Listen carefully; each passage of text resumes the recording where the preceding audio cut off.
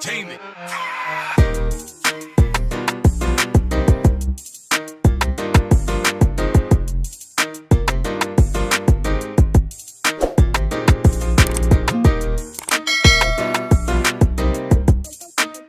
Idol, welcome back to my YouTube channel or my Facebook channel, BSC Garage.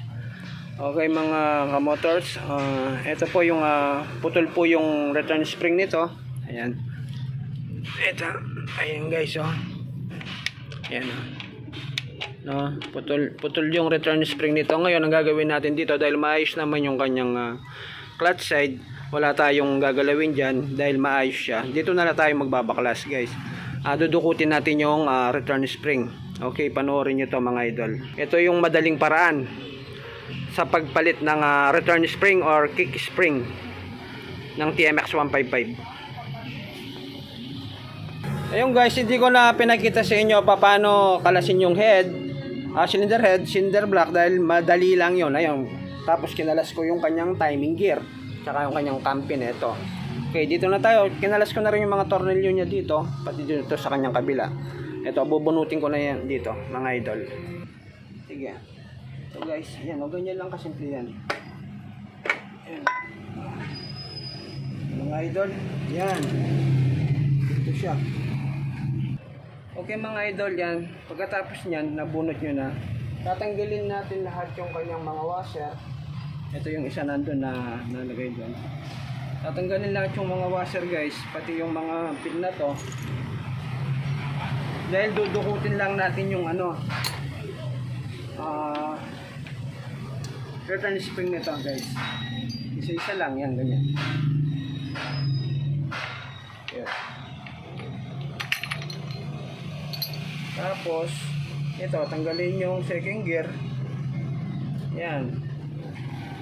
Ganyan lang mga idol. Yan.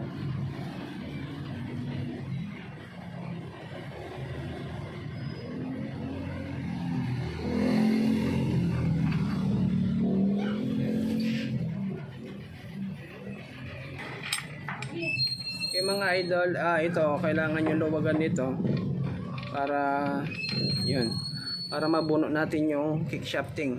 Ayun, putol oh. Ito idol, ayun oh. Yan may picture na, pipicturean na. Ayun putol. Putol. Ito idol, ito yung papalitan natin mga idol.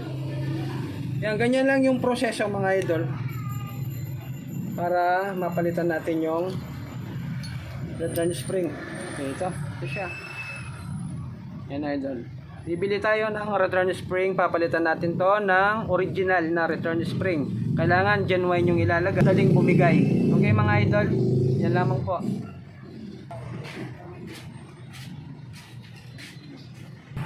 Ito idol yung bagong return spring. Yan po yung ilalagay natin, original na TMX 155. Okay. Yan idol, nalagay ko na. Ito yung una nating ilalagay dito. Okay idol, yan, lalagay na natin.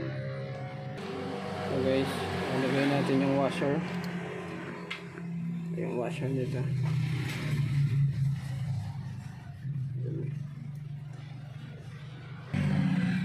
Guys, yan, washer muna. Tapos yung idol. Yan.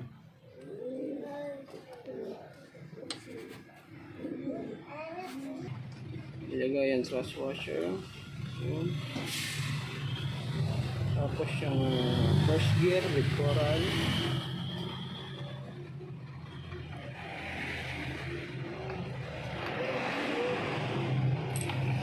Yan.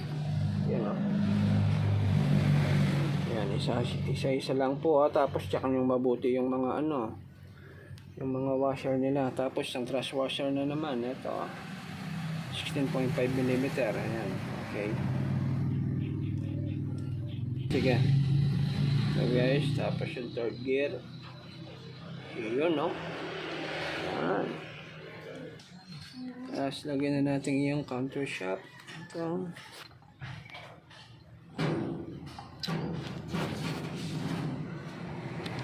yun.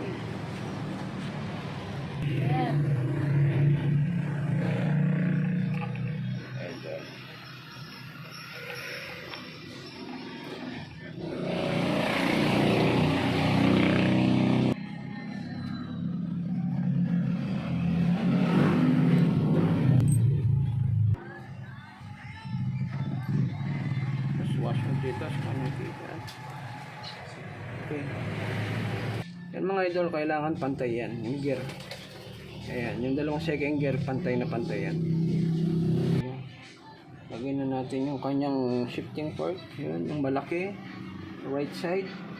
Tapos yung maliit, ito, center. Yun siya.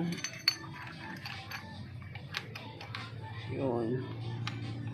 Taas nyo lang ng konti. Yun, oh. Okay guys, yan. Tapos lagay na yung pin.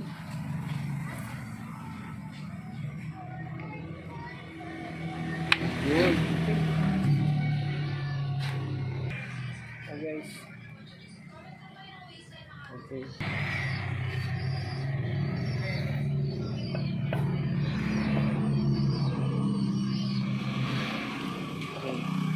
Okay.